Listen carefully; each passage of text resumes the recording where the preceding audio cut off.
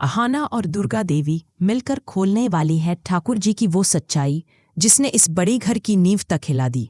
दुर्गा देवी के हॉल में सन्नाटा पसरा था। पूरा परिवार जमा था। कोई आंखें झुका रहा था, कोई फुसफुसा रहा था। बीच में खड़ी थी अहाना, जिसकी आंखों में अब डर नहीं था, बस दर्द था। दुर्गा देवी की आवाज गूंजी, अगर इस घर में रहना है तो सबके सामने हाथ जोड़कर माफी मांग ले अहाना, वरना मैं खुद तुझे धक्के मारकर बाहर निकाल दूंगी। अर्जुन चुप था। वो नहीं जानता था कि सच्चाई किस तरफ है। और ठाकुर जी, वो अपनी चालाक मुस्कान छिपा नहीं पा रही थी, क्योंकि यही तो वो चाहती थी, अहाना को सबके सामने टूटता देखना। ठाकुर जी और उनका प्यादा श्यामल, दोनों ने मिलकर वो खेल खेला था जिसकी किसी ने कल्पना तक नहीं की थी। श्यामल वही था जिसने मेले के दिन अहाना को शरबत पिलाया था, वो शरबत जिसने उसकी जिंदगी का रुख बदल दिया। अहाना ने कभी नशा किया ही नहीं था, फिर उस दिन वो कैसे बेसुध हो गई। उस वक्त सबने समझा कि अहाना ने खुद अपने कदम फिसलाए हैं, पर असल में उसके कदमों के नीचे की जमीन ठाकुर जी ने खींच ली थी। दुर्गा देवी के लिए यह सब बहुत बड़ा झटका था।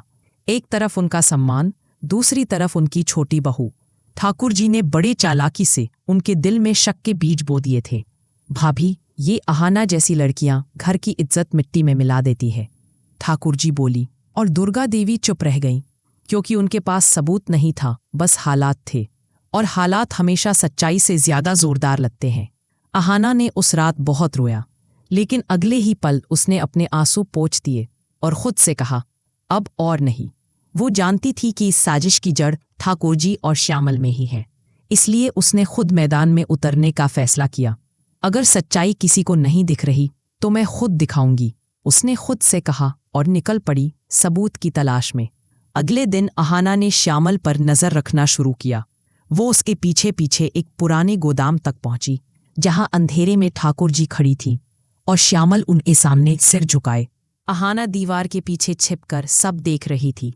श्यामल बोला, ठाकुर जी, जैसा आपने कहा था वैसा ही किया, अब पैसे दे दीजिए, वरना मैं चुप नहीं रहूंगा।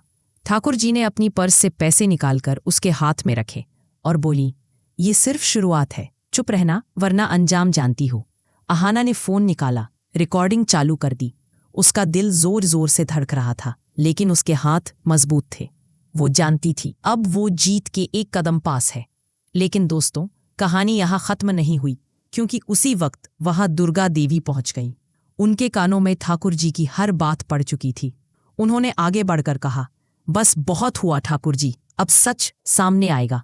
कमरे में जैसे बिजली दौड़ गई। श्यामल कांप गया। ठाकुर जी के चेहरे का रंग उड़ गया। दुर्गा देवी ने गुस्से से कहा, जिस औरत को मैंने अपनी बहन कहा, वो मेरी छोटी बहू को बदनाम करती रही। शर्म करो ठाकुर जी, शर्म करो। अगली सुबह पूरा परिवार फिर उसी हॉल में जमा था, लेकिन इस बार कहानी अलग थी। अहाना वहां थी, सिर ऊंचा करके, आंखों में सच्चाई लिए। दुर्गा देवी ने कहा, आज हर कोई सच्चाई देखेगा। उन्होंने अहाना को इशारा किया और अहाना ने रिकॉर्डिंग सबके सामने प्ले कर दी। वीडियो में ठाकुर जी साफ दिखाई दे रही थी, श्यामल को पैसे देती हुई और साजिश का एक एक शब्द बोलती हुई। सबकी आंखें फटी रह गई। अर्जुन ने सिर झुका लिया। बुआ जी के चेहरे से नकाब उतर गया। दुर्गा देवी धीरे धीरे आगे बढ़ी, ठाकुर जी के सामने आकर बोली, तुमने न सिर्फ मेरी बहू का बल्कि मेरे घर के विश्वास का गला घूटा है। आज मैं खुद तुम्हें इस घर से निकाल रही हूं। उनकी आवाज पत्थर की तरह सख्त थी। अब यह घर तुम्हारा नहीं, यहां जगह सिर्फ सच्चाई की है। ठाकुर जी ने हाथ जोड़ने की कोशिश की, मगर दुर्गा देवी ने मुंह फेर लिया। श्यामल को वहीं पुलिस पकड़ने आ गई और ठाकुर जी की चाल वहीं खत्म हो गई। अहाना की आंखों में आंसू थे, राहत के। दुर्गा देवी ने उसके सिर पर हाथ रखा और बोली, मुझे माफ कर दे बहू, मैंने तुझ पर शक किया। अहाना मुस्कुराई, गलती आपकी नहीं थी माँ जी, सच्चाई बस देर से सामने आई। कमरे में एक अजीब सुकून था। हर चेहरा झुका हुआ था, पर इस बार सच का सिर ऊंचा था।